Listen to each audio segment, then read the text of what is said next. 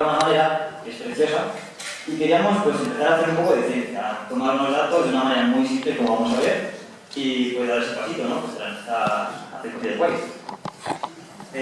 La idea era presentarlo en la revista de la ciencia de la Facultad de Pedagogía y Ciencias y a raíz de su publicación pues vamos a aprovechar las consecuencias positivas y las hemos traído aquí. Y las facturas son zonas más claras, más brillantes, por lo cual se ven en color blanco. Las manchas es muy interesante cómo se forman. Esta es una foto del telescopio abierto que está solar, que está en el rostro de los muchachos y vamos a tener un detalle alucinante. Las manchas, se puede decir, constan de dos partes, de la umbra y la penumbra. La umbra es la parte central y la penumbra es una zona más gris, que se ve muy bien con un telescopio, que la rodea. Si nos preguntan ¿por qué se ven oscuras las manchas solares? Pues bueno, podemos decir, porque son tan más frías. Bien. Otros dirán, son tan más frías y además tienen un contraste con la superficie solar que está más caliente. Vale, no mienten. Pero si queremos ahondar un poco más en el asunto, tenemos que recurrir al magnetismo solar. El Sol es un imán enorme. Tiene un polo norte y un polo sur. El Sol también es un plasma, es decir, un gas, una bola de hidrógeno y de helio con iones que se han desprendido los electrones y por lo cual es un muy buen conductor, conduce muy bien la electricidad. Si nosotros tenemos un imán, imaginamos un imán de cocina y le hacemos girar, como es un sólido rígido y es un cuerpo sólido, le hacemos girar y todo el campo magnético gira a la misma velocidad. En cambio, el Sol, como es un plasma, es como una bola de agua, por decirlo de alguna manera, es un fluido, no gira a la misma velocidad. Unas partes giran más rápidas que otras. Y eso es lo que se llama rotación diferencial. Y lo que hace es que cuando giren, unas partes giran más rápidas que otras, y entonces al girar del campo magnético se tuercen, se tronzan, y lo que hacen es generar las protuberancias, las manchas. Se incrementa mucho en esas zonas el campo magnético, lo cual hace que el fluido no se mueva del todo bien, no deja libertad de movimiento al fluido, por lo cual se enfría. Y como se enfría, volvemos a antes, es más frío, produce un contraste con la superficie solar, por lo cual se ven más oscuras. Otro asunto interesante que lo podemos ver en estas imágenes de protuberantes que vuelven a caer encima del Sol, que forman estos bucles tan bonitos, viene a ser que cuando nos fijamos en una mancha solar y miramos el campo magnético en ella, en el centro de la mancha solar, aquí vemos que es más brillante, vemos que el campo magnético es casi perpendicular a la superficie, es vertical. Y cuando nos vamos acercando al borde de la mancha solar, viene a ser más perpendicular, más oblicuo. Esto es justo al contrario. Aquí nos muestran un color más brillante, más rosita, el flujo, vamos, las líneas de campo magnético horizontales. Por lo cual, en el centro de la mancha solar, las líneas son verticales y cuanto más tumbadas están, más se acercan a una horizontalidad. Y eso hace, ahí se ve vamos claramente, que es un arco. La cromosfera.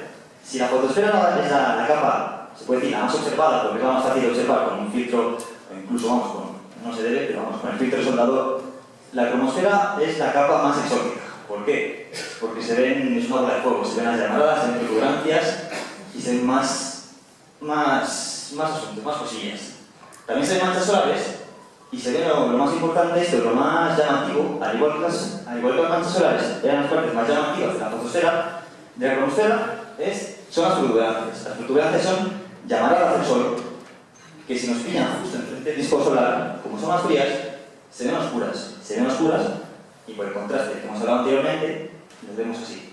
En cambio, si estas llamaradas aparecen en el limbo, las vemos en contraste con el fondo, con el cielo, con la oscuridad, vamos, y por eso ven llamaradas ahí. Normalmente, si observamos con un telescopio o un H-alfa, vemos que suelen aparecer las protuberancias donde aparecen las manchas solares. Entonces podemos pensar, pues están ligadas. Sí, pero no. A medida que avanza el ciclo solar, las manchas solares, al principio del ciclo solar, empiezan en una latitud de unos 30-40 grados. Y a medida que va avanzando, se van acercando al ecuador solar. Eso tiene que ver con lo que explicaba antes de la rotación diferenciada y X curva. ¿Qué pasa? Ahora mismo está muy cerca del horizonte, se lo habéis observado recientemente. Hay unas protuberancias que se llaman protuberancias polares, que en vez de seguir lo que siguen las manchas solares, de que se acercan al horizonte, al ecuador, hacer lo contrario, se suben para el norte. Esta gráfica lo muestra bastante bien desde Astro-Cantabria, de Javier Ruiz, y ve, la parte superior vemos como que tiende para arriba. Esto es lo que se muestra. Aparece en 60 grados y llegan hasta los 90 grados, es decir, va subiendo a medida que avanza el ciclo solar. Por lo cual, si unas manchas solares a medida que avanza el ciclo solar se acercan al ecuador y las protuberancias se van para arriba, es que no están del todo ligadas, no están del todo relacionadas. Y por último, la tercera capa del Sol es la corona. Si la fotosfera es la parte más observada, si la cromosfera es la parte más exótica, la corona es la que menos se tiene, la más rara, la que más incógnitas nos ha suscitado. ¿Por qué? A ver, la cromosfera está a unos 4.000 Kelvin y la corona llega a alcanzar el millón de Kelvin, es una burrada.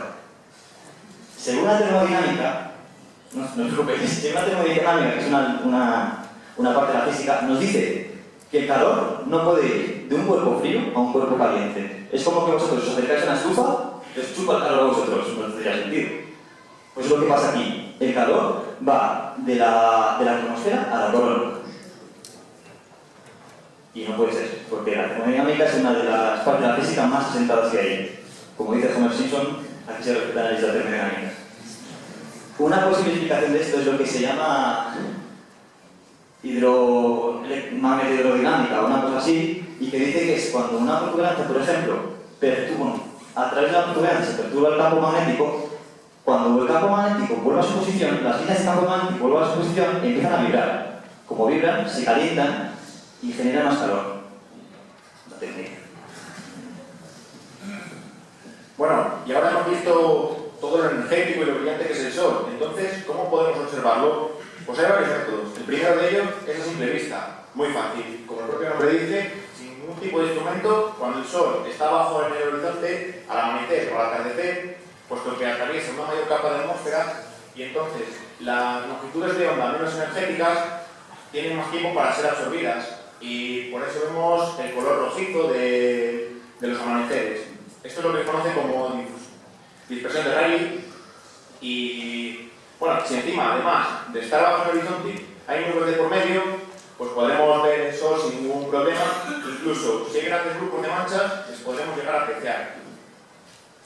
El segundo de los métodos es el método que se conoce como proyección, y solo necesitamos un pequeño telescopio refractor o unos prismáticos.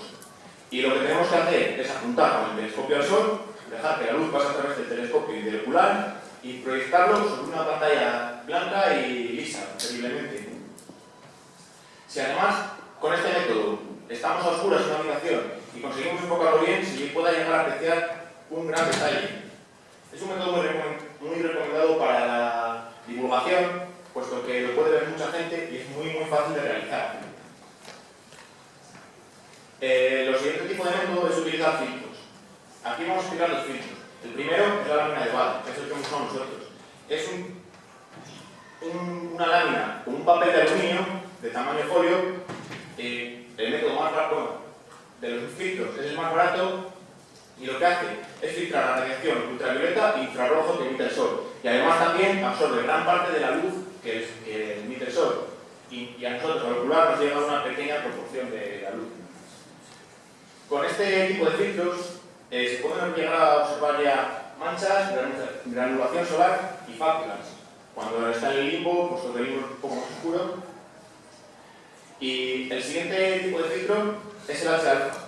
Un filtro que solo deja pasar la longitud de onda proveniente del Sol de los 656 nanómetros. Y con este filtro podemos ver la cromosfera. ¿Por qué no podemos ver la cromosfera con otro tipo de filtros? Pues porque la luz de la fotosfera la oculta. Este filtro lo que deja pasar es solamente esa parte de la luz. Y ese filtro puede ser el más bonito que podamos ver el Sol, puesto que vemos, como bien ha explicado Dani, fenómenos bastante curiosos. Adquiere un tono rojizo, y también es curioso este método porque podemos observar durante cualquier periodo del Sol, no tiene que estar en un máximo ni en un mínimo. Siempre hay actividad o hay una actividad menos diferenciada entre el máximo y el mínimo. Otro método es usar el prisma de Herschel, un prisma que a la vez de hacer la función de este, pues lo que hace es refractar gran parte de la luz proveniente del Sol la deja pasar a través de él y solo un 4,6% de la luz la refleja hacia el ocular. Luego ponemos un filtro en el ocular y conseguimos un gran detalle en la observación también de manchas, fáculas y granulación solar. Vemos lo mismo que con la lámina de Bade, como visto antes. Es recomendable usar este tipo de filtros antes con telescopios refractores, puesto que en el camino óptico de la luz, cuando entra la luz por la lente primaria, no se llega a concentrar en ningún objeto, entonces pues no calienta nada el espectro físico. Bueno, en cuanto a cómo lo hicimos, pues bueno, aparte de ser una cosa casera, amateur, intentamos darle cierta rigurosidad al asunto, para que los datos que fuesen no fuesen datos arbitrarios y que pesasen un poquito. Entre esas cosas, las 3 puntos que quisimos remarcar fueron la hora del pico y que no tuviésemos influencias externas. La hora intentamos observar siempre a la misma hora, justo después de comer, a las 4 a 5 de la tarde. No es la mejor hora, porque mejor es al amanecer, pero bueno, no hay muchas ganas de más. El equipo, también quisimos usar siempre el mismo equipo. Él estaba en Valladolid y yo estaba en Burgos, y siempre usamos su telescopio y yo el mío, que luego más tarde los veremos, para que no estuviese influenciado el asunto del equipo en las medidas. Y el sin influencias nos referimos a que pues, tú, por ejemplo, puedes ir a mirar el Sol y para ver cómo está, puedes haber mirado antes una imagen del Sol, del SOHO o de cualquier página web que te dé imágenes solares. Pero entonces tú ya vas influenciado sabiendo que aquí hay una mancha, aquí hay otra mancha, esto es un grupo o esto no es ningún grupo. Por lo cual, lo que hacíamos era, sin mirar nada, cogíamos, lo observábamos nosotros, hacíamos un dibujo, que más tarde lo veremos, y después, a partir de ahí, cogíamos y ya lo mirábamos y contrastábamos los datos y nuestro dibujo con un dibujo de una foto, que es mucho más objetivo que nuestro ojo.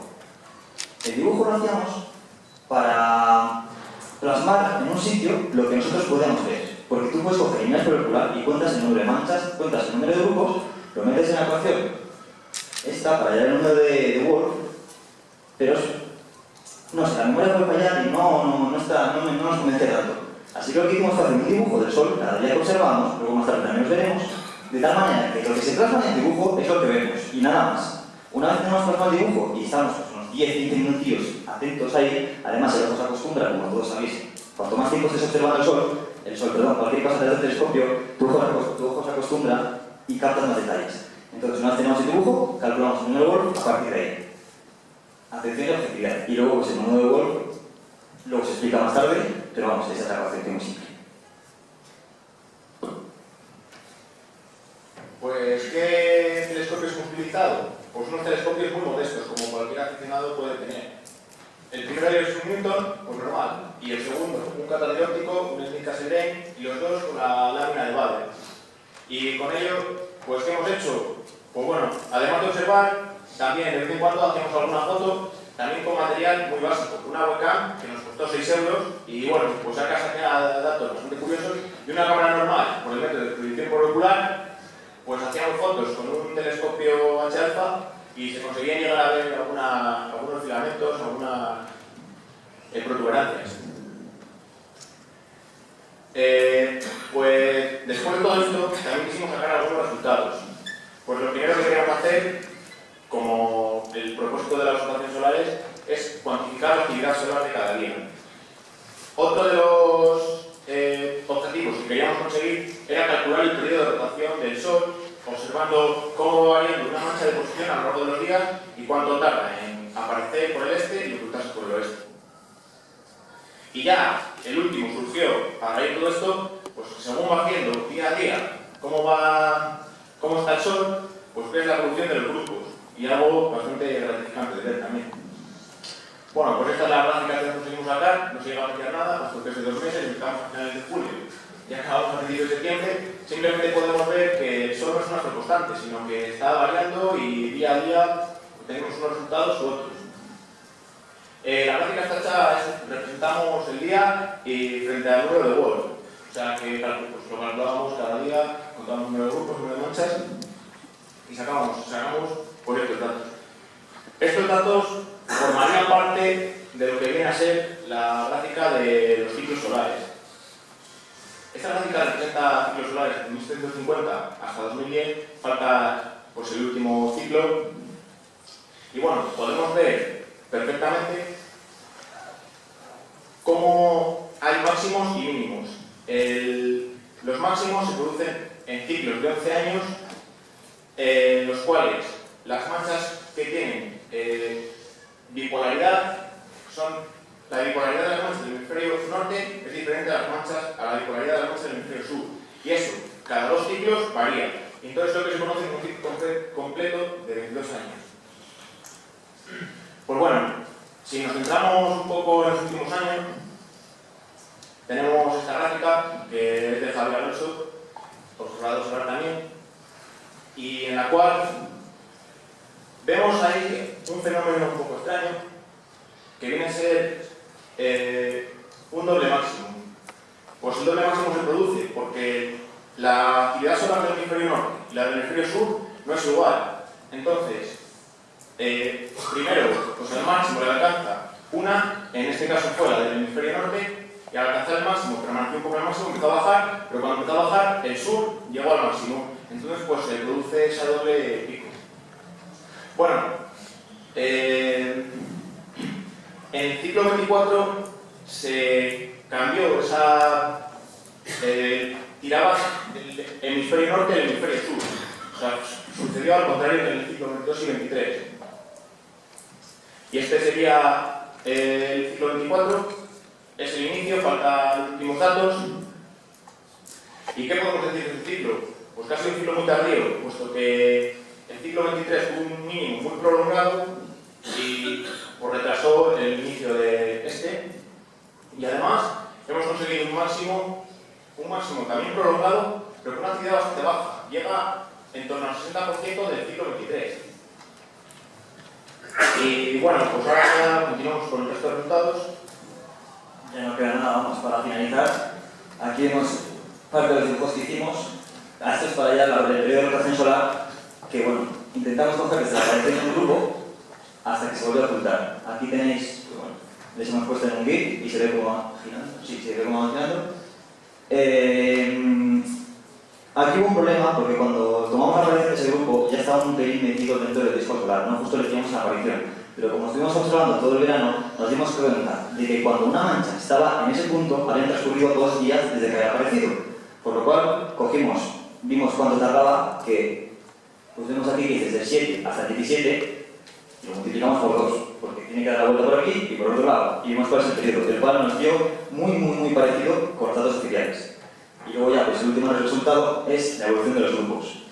Es inevitable fijarte, porque si sigues un grupo, o sea, contar un nuevo es inevitable fijarte de que vaya evolucionando, van creciendo, van cambiando y van surgiendo cosillas. En este caso, se ve que al principio aparece como un grupo, unos poros, unos focos muy tenues que apenas te dicen nada, pero en un par de días apareció la polaridad, se veía un poro y otro poro, y se veía que entre ellos dos empezaron a aparecer manchas intermedias y a la vez también las penumbras alrededor de las manchas principales, ahí se ven. Por lo cual ahí se ve la evolución de un grupo. Les empezamos a catalogar según el catálogo de Zurich, pero luego descubrimos el de Mappington y pues se supone que es más preciso porque te llega a distinguir, me parece que son 60 tipos de manchas y ahí está la nomenclatura. En algunos no lo pusimos, pero es ahí, vamos, el DSP, el DSO, y bueno, eso es todo. Y que vamos, os animamos a todos a que, aunque tengáis un filtro y un poquito más, que hagáis cosillas en casa, que son muy fáciles, ya hemos hecho nosotros la cosa cualquiera. Y pues eso, muchas gracias a todos por venir y vamos, a ver si alguien tiene alguna pregunta, alguna cosa que decirnos, algún dato que hayáis visto.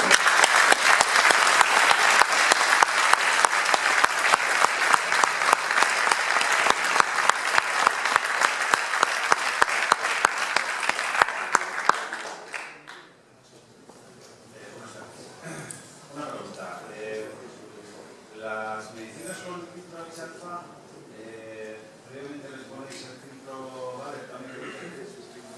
No. El filtro H-alfa nosotros hemos observado con un telescopio. Es un telescopio que lleva incorporado en la boca el filtro y además tiene un mecanismo que no sé exactamente cómo funciona. Y a ver, el filtro estaría aquí. Y pues bueno, este telescopio es un telescopio pequeñín, entonces ya aquí te lo filtra y ya por el auricular te llega la luz filtrada y se vería eso con la tonalidad rojita y nada, no tiene nada más.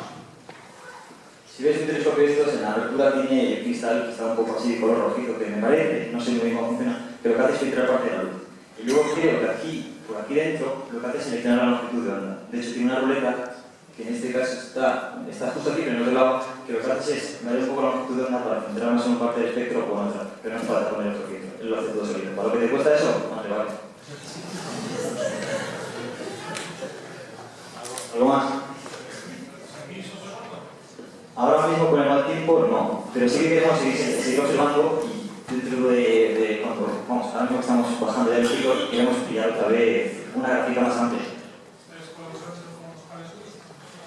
No, Javier Alonso es el que nos introdujo en este mundillo y a partir de él pues es el que nos ha metido la burla y es el que nos echa un cable y tal.